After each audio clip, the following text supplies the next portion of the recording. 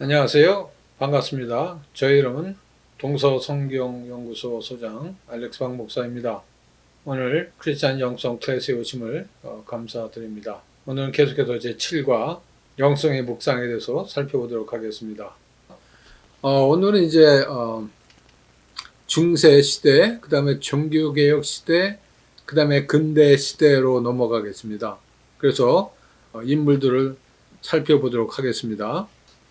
우선 이제 중세 시대는 이제 영어로 이제 medieval spirituality라고 그래서 한 11세기에서 한 15세기를 이제 우리가 중세 시대라고 얘기를 하고 있고요. 그 다음에 거기에 나오는 이제 그 중요한 인물들을 이제 보겠는데요. 캔터베리의 안셈이라는 감독이 있습니다. 그 다음에 도미닉 구츠만, 도미니칸 수도회를 창설한 분이죠. 도미닉 구츠만. 그리고 아시시의 프란체스칸 수도원을 설립한 분입니다. 그 다음에 이제 피러 발도라는 이제 중세 시대의 개혁가죠, 개혁가. 오케이, 그 다음에 이제 종교 개혁으로 넘어와서 마틴 루터를 우리가 살펴보겠고, 그 다음에 요한 칼빈을 살펴보도록 하겠습니다. 그 다음에 이제 근대 마른 일화로 넘어와서 조지 팍스, 그 다음에 요한 팍스, 레스 네임이 이제 똑같은데 스펠링이 좀 틀립니다. 조지 팍스, 그 다음에 요한 팍스, 그 다음에 요한 웨슬리, 그 다음에 즌센돌프 백자. 그래서 이러한 그 인물들을 오늘 우리가 보면서 이분들의 영성이 과연 어떤 것들이었는가에 대해서 우리가 살펴보도록 하겠습니다. 우선 여기에 나온 인물들을 보게 되면요, 어디에 속하냐면은 역사를 쓴 사람도 있고, 그 다음에 신학을 다룬 사람도 있고, 그 다음에 개혁자들도 있죠. 예를 들어서 조지 팍스, 마틴 루터, 요한 칼빈, 존 웨슬리, 이런 분들은 개혁가요, 또 교단을 설립한 자들이죠. 그 다음에 이제 영성가들이 있습니다. 그 다음에 신비주의자들, 그러니까 예를 들어서 십자가의 성 요한, 그 다음에 아빌라의 테레사, 이런 분들은 이제 영성가면서 또 신비주의자. 오케이, 그러면 이제 안셈 of 캔터베리, 안셈 of 캔터베리. 안셈은 이제 우리가 이분은 이제 신학자라고 그럽니다. 중세 시대의 스콜라파의 신학자요. 그 다음에 영성가, spirituality. 그래서 캔터베리, 오늘날 영국의 대주교가 이제 캔터베리인데 거기에 감독이었죠. 12세기의 인물입니다. 이탈리아의 출신입니다. 그리고 철학자이자 수도사. 우리가 지금 이 수도사를 우리가 벗어날 수 없는 게 뭐냐면, 우리가 종교개혁 전까지는 이 수도사들이 거의 주인공들입니다. 그래서 이제 루터, 칼빈 이후에서부터는 이제 신학자들이요, 개혁가들이지만은, 그 전까지는 이제 이분들의 모든 그 배경이 수도원에서 다 배출되는 때입니다. 그리고 이제 그 스콜라 철학의 창시자입니다. 그 안셈이라는 그 감독이요. 수도사면서 또 스콜라. 그 스콜라는 이제 어떤 분들을 스콜라라고 하냐면은 이제 학파죠, 학파. 그러니까 아카데믹 디시플린. 그래서 이제 신앙도 신앙이지만은 이제 이성을 이제 추구하고 있다, 이렇게 보고 있습니다. 그러니까 우리가 이제 영성을 얘기할 때 이게 머리도 있지만은 이제 마음도 있습니다. 안셈은 이제 이성을 이제 추구하는 그런 이제 스콜라파의 감독입니다. 이제 그분이 이제 유명한 말을 했는데요. 이런 말을 합니다. 나는 믿는다. 그러므로 나는 이해할 수 있다. 여기 이제 믿는다라는 말이 있고 이해한다는 말이 있는데, 믿는 것은 이제 마음으로 믿고 이해하는 것은 이제 이 지성으로, 머리로 이제 믿는 것을 얘기해주고 있죠. 그래서 이제 라틴어로 크레데 오 인텔리감, 그러니까 크레도는 이제 믿는다는 것이고 인텔리감은 이제 이해한다. 근데 이 말의 배경을 보게 되면 이제 성 어거스틴이 같은 용어를 사용합니다. 크레데 웃 인텔리가스. 그래서 I believe in order to understand. 신앙을 전제하되 이성을 추구하는 그러한 감독입니다. 그리고 이제 이 안셈이 주장한 것 중에 하나가 그럼 하나님의 존재를 어떻게 증명할 수 있는가? 그러니까 이제 우리가 마음으로 믿는 것도 있지만은 하나님의 어떤 그 존재를 입증하는 그 변론에서 그분이 쓴 책 이름이 포스 로게온이라는 책을 썼습니다. 그 책에 이런 말을 합니다. 신은 그 이상 큰 것이 생각될 수 없는 존재이다. 그러니까 우리가 생각을 하고 난 후에 더 이상 생각 못하는 그 지점의 분이 하나님이다. 이렇게 얘기를 합니다. A being than which no greater can be conceived. 그래서 하나님의 존재를 얘기했을 때 한마디로 우리가 더 이상 큰 것을 생각할 수 없는 그 분이 하나님이다. 이렇게 얘기를 하고 있습니다. 그 다음에 이제 이분이 또 그 책을 쓴 것 중에 하나가 왜 신은 사람이 되었는가라는 이제 또 책을 썼는데요. 영어로는 Why God Became Man. 라틴어로 Cur Deus Homo. 그래서 하나님이 왜 인간이 됐는가? 그러면서 어떤 그 인간의 그 죄를 사하기 위해서 하나님이 육신이 돼서 이 세상에 왔다. 그러면서 굉장히 그 논리적이고 조직적으로 그 구성론을 다루죠. 이 안셀미. 그 다음에 이제 그는 이것들을 통해서 신자가 하나님의 사랑을 경험하고, 그러니까 이제 명상과 이제 기도로 하나님의 사랑을 체험하고, 라고 얘기합니다. 크리스찬의 영성은 그리스도의 속죄 신학을 이제 연결시켜준다. 그래서 이제 어톤멘트라고 그러는데, 이 안셈의 이 어톤멘트는 이제 한마디로 왜 하나님이 인간이 됐는가. 그리고 성령 충만으로 하나님을 기쁘시게 하며 또한 세상에서 소금의 빛과 역할을 감당한다. 안셈의 영성을 우리가 잠깐 봤습니다. 우리가 그 도미니칸 수도원이 있는데요. 도미니칸 수도원의 창설자가 도미닉 데 구스만입니다. 그래서 이제 이분은 영성가요, 또 수도원을 설립한 설립자고, 이 학파에 속하는 이제 그 당시에 이제 그 스콜라의 그 설교를 주장하는 그러한 그 수도원입니다. 이 도미니칸 수도원이 설교자들의 수도회라고 얘기합니다. 그래서 이분들은 이제 기도와 명상도 하지만은 이분들의 그 포커스는 뭐냐면은 프리칭이에요. 프리칭. 다른 말로 Order of a Preacher라고도 불러요. 그리고 이제 탁발 수도사입니다. 다시 말해서 어떤 재산을 소유하지 않고 어떤 인컴을 제너레하지 않고 오직 이 국어를 통해서 영성을 하는 맨디켄 오다라고 우리가 부르고 있습니다. 그 다음에 이제 디스칼시드라는 것은 뭐냐면 맨발로 다니는 분들입니다. 맨발로.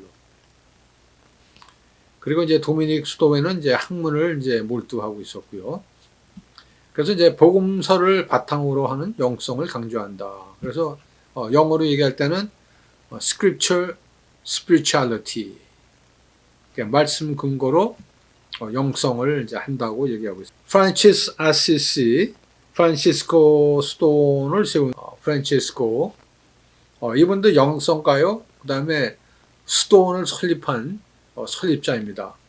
이탈리아 아시시 지방의 출생의 분이고, 아시시의 부모 아버님이 굉장히 부자였습니다.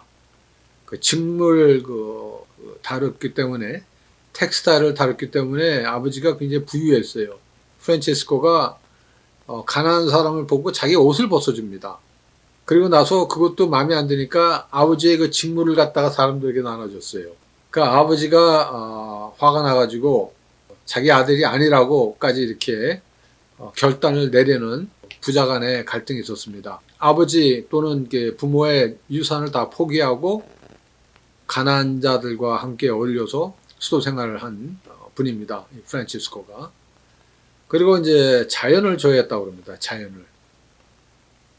그리고 동물도 사랑하고. 그래서 이 프란체스코는 자연의 사도라고까지도 얘기를 하고 있습니다. 그래서 이제 이 프란체스코 사도는 구걸을 하면서 명상을 하였다라고 이제 우리가 알고 있습니다.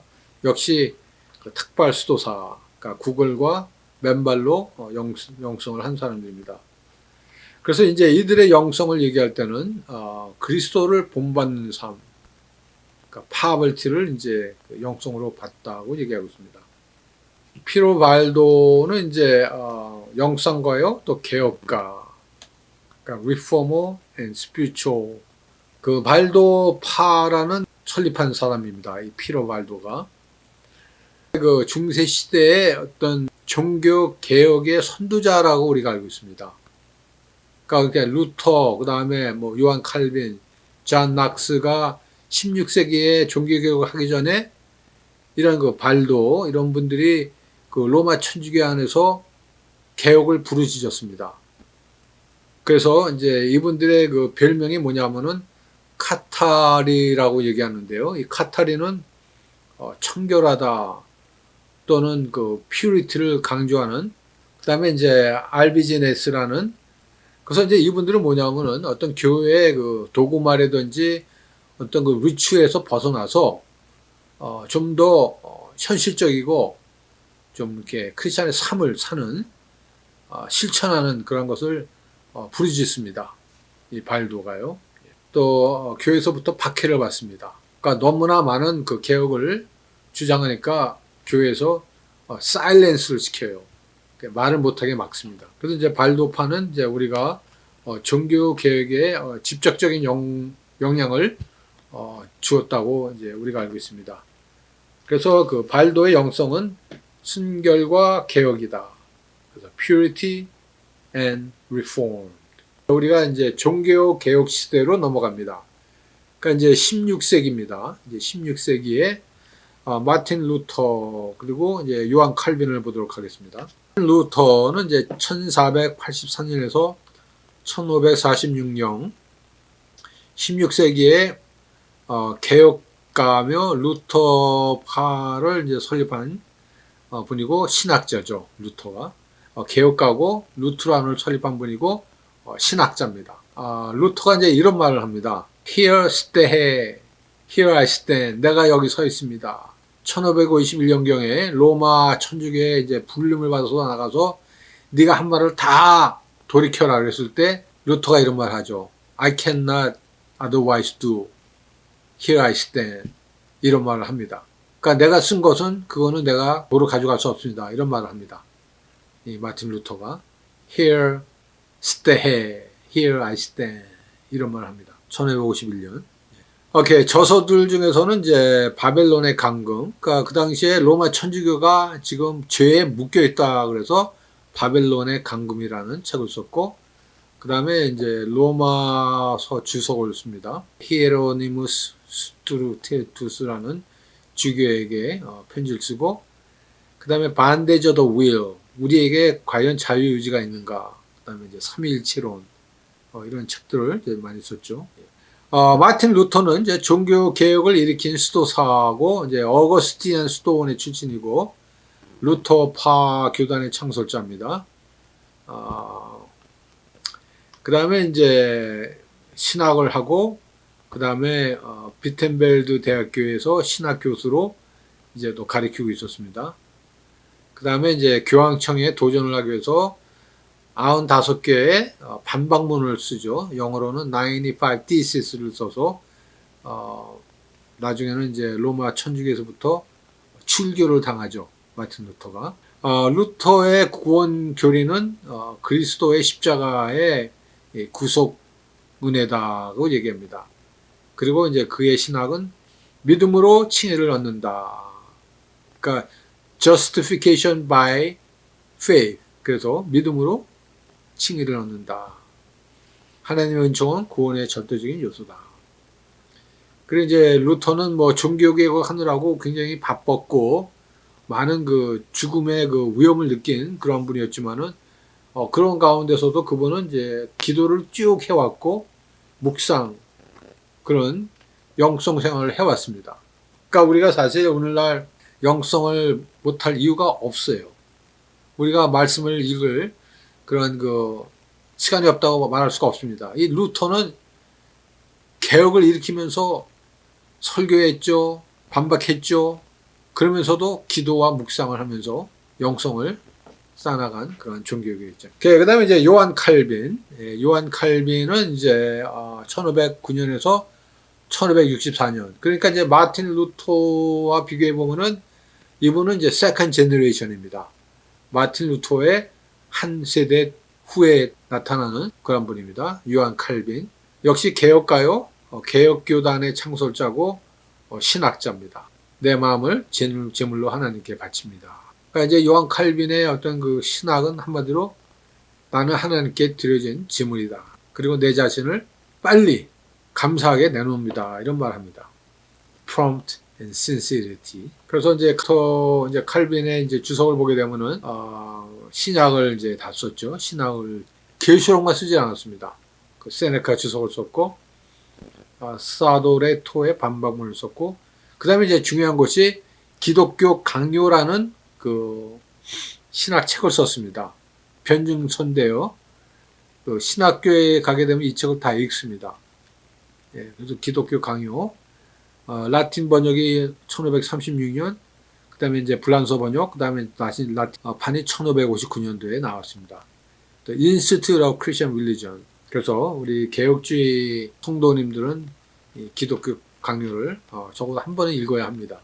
오케이, 요한 칼빈은 불란서 출신의 목회자예요. 신학자예요. 종교교육자다.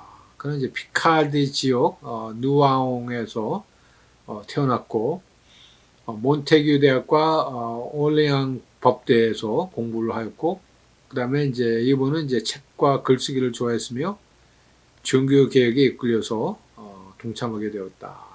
그래서 하나님께서 이 칼빈을 예비하셔가지고 그 파렐이 이제 요한을 이제 설득시켜서 종교 개혁에 가담시키는 역사가 있습니다. 그는 이제 평신도 신학자입니다. 그는 이제 천주교에서 나왔기 때문에 안수를 받지 않고 평신도로서 설교를 했고 또 신학을 이제 저술을 했죠. 그 다음에 이제 그분이 사역한 지역이 그 스위스 제네바입니다. 제네바에서 개신교 피난민들을 상대로 목회를 하였고, 거기서도 뭐 많은 어려움이 있었어요. 그렇지만은 그 나름대로 박해를 받는 그 개신교의 피난민들을 상대로 개혁주의 교회를 목회를 하였습니다. 그 다음에 기독교 강요를 썼고, 인문주의 역할을 받았고, 우리가 그 장로교에서 그 당회라는 것이 있죠. 당회. 그 조직이 칼빈이 이제 도입한 겁니다. 이 당회라는 그 교회 정치가요. 그 장로, 그다음에 목사, 그 치리하는 그 지역을 이제 당회라고 얘기하는데요. 그 다음에 이제 불란서의 휴고노트가 이제 불란서의 개신교들인데요. 그분들에게도 영향을 줍니다. 그래서 이제 칼빈의 영성은 이제 매우 개인적이고 헌신된 신앙관이다라고 얘기합니다. 그래서 개인의 거룩함은 그리스도를 믿음으로 시작한다. 믿음으로. 성경의 가르침과 하나님에 대한 사랑, 경건을 가져다 준다라고 가르칩니다. 그 다음에 기도 생활의 중요성. 그래서 이제 칼빈의 영성은 한마디로 경건, 그러니까 삶을 사는 것이요. 그 다음에 말씀 묵상, 그 다음에 그리스도의 중심. 이것이 칼빈의 영성입니다. 오케이, 이제 근대로 넘어오겠습니다. 이제 근대로 넘어와서, 이제 근대는 이제 17세기서부터를 이제 우리가 근대 시대라고 얘기합니다. Modern Period. 그래서 이제 Modern Period에서 영성가들을 이제 몇 분 보겠는데요. 조지 팍스가 조지 팍스는 이제 개혁가요, 그리고 신비주의자. 조지 팍스는 이제 친회라고 Religious of a Society of a Friend. 그래서 그 퀘이카파라는 그런 그 교단이 있습니다. 오늘날에도. 이분들은 그 목사님이 없죠. 모든 사람이 다 그 예언을 할 수 있어요. 예배를 그런 식으로 됩니다. 그는 이제 청교도의 출신이고, 그 다음에 이제 존 팍스는 이제 기성교회, 그 당시에 이제 영국의 그 교회가 조직화되어 있고, 굉장히 그 드라이, 맨발한 상태에서 교리와 예식만 강조하면서 이 할트가 없었다고 주장합니다. 그래서 기성교회에 대한 이제 빈판을 하면서 한마디로 이 하트에서 나오는 우리가 신앙생활을 해야 된다. 이분이 이제 부르짖은 것 중에 하나가 하트 윌리전, 마음의 신앙을 이제 강조하죠. 그러니까 영국 교회에서 나와가지고 개신교에 이제 들어갑니다. 존 팍스는 한때 온전한 교회와 영성가들과 훌륭한 목사를 찾으려고 했는데 찾질 못했다고 합니다. 그 당시에. 그는 하나님의 영을 통해 성경을 주셨다는 것과 선지자들과 사도들이 배웠던 하나님과 그리스도를 알기 위해서 하나님 앞에 성령으로 나가야 된다. 우리가 알다시피 성령이라는 단어가 이제 나오지 않았잖아요. 근데 이제 이 조지 팍스가 이 성령님이라는 단어를 쓰면서 한마디로 어떤 그 영성을 강조하죠. 그리고 이제 그분의 영성은 이제 바바도스, 자메이카, 미국, 독일, 네덜란드 지역에 가서 선교를 합니다. 영적의 세계를 추구하는 것이 영적의 초점이다. 그 다음에 팍스는 이제 미국의 퀘이커파에 영향을 준다. 여러분 그 펜실베니아라고 들어보셨습니까? 네, 미국 동부에 있는 주죠. 그 펜실베니아가 그 윌리엄 펜이 소유했던 땅입니다. 근데 윌리엄 펜이 퀘이커파였어요. 그 펜실베니아가 그게 원래는 그 종교의 실험의 땅이었습니다. 모든 파들이 다 와서 예배를 드릴 수 있도록 종교를 다 활용해 줬습니다. 그 윌리엄 펜이. 그래서 이제 윌리엄 펜은 펜실베니아에서 거룩한 실험 또는 홀리 엑스페리멘트라는 종교의 다양성을 허락해 주었다. 혁신적인 것입니다. 그 다음에 조지 팍스 다음에 누가 있었냐면은 요한 팍스가 있습니다. 요한 팍스. 요한 팍스는 이제 그 순교사라는 책을 썼습니다. 순교사. 이 순교사는 한마디로 뭐냐면 개혁주의의 순교자들의 생애를 정리한 책입니다. Story of Martyr라는 책을 한번 읽어보시면은 그 개신교 목사님들, 영성가들이 어떻게 순교를 당했는가, 천주교에서부터 그런 그 내용들이 적혀 있는 그런 책입니다. 스테반 집사로부터 16세기까지의 순교사들을 다룬 그러한 책입니다. 그래서 이제 존 팍스의 영성은 무엇이냐? 순교자들의 영성이다. 그러니까 복음을 위해서, 예수를 위해서 목숨을 바치는 그것이 요한 팍스의 영성이라고 얘기해 줍니다. 오케이. 그 다음에 이제 요한 웨슬레이. 요한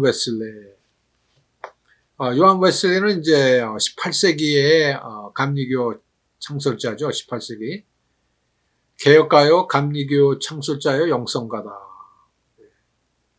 근데 이제 제가 사실 그 칼빈 신학에서 그 칼빈 신학을 공부하면서 요한 웨슬레이 많이 다루지 않았습니다. 우리 칼빈 신학교에서는 그 요한 웨슬레이하고는 좀 이렇게 그 적대되는 그런 그 관계에 있습니다. 우리 칼빈 신학교는 그 아카데믹 신학적이고, 이 요한 웨슬레이는 그 영성 쪽입니다. 영성 쪽. 그래서 제가 영성을 조금 이렇게 접근하면서 이런 영성가들을 접하면서 영성을 좀 공부를 하게 됐어요. 왜 개혁주의자가 정말 요한 웨슬레이를 강조하냐? 왜냐면 요한 웨슬레이는 영성가입니다. 영성가. 감리교 운동을 시작했죠. 그 다음에 미국과 영국의 감리교를 창설한 분입니다. 그 어머니 이름이 수산나인데, 자녀를 19명을 낳았습니다. 19명. 거기에 15번째 아들입니다. 조한 웨슬리는 캐식 사경회 같은 그런 사경회도 영향을 줬고, 19세기, 20세기 오순절 운동, 기독교 복지 운동에, 영향을 준 그런 분입니다.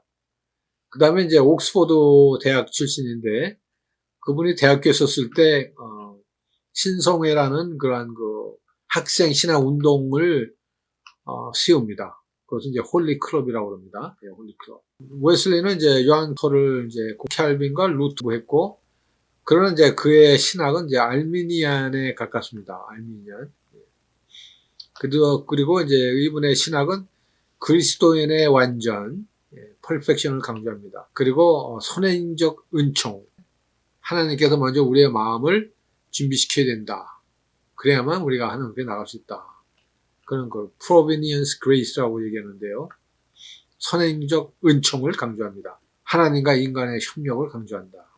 웨슬리는 모라비안 설교가 피터 볼에게 영향을 받았고, 오직 그리스도를 의지함으로써 구원을 받는다는 걸 가리키고, 그의 영성은 크리스찬의 삶에 있다고 얘기한다. 마음의 종교.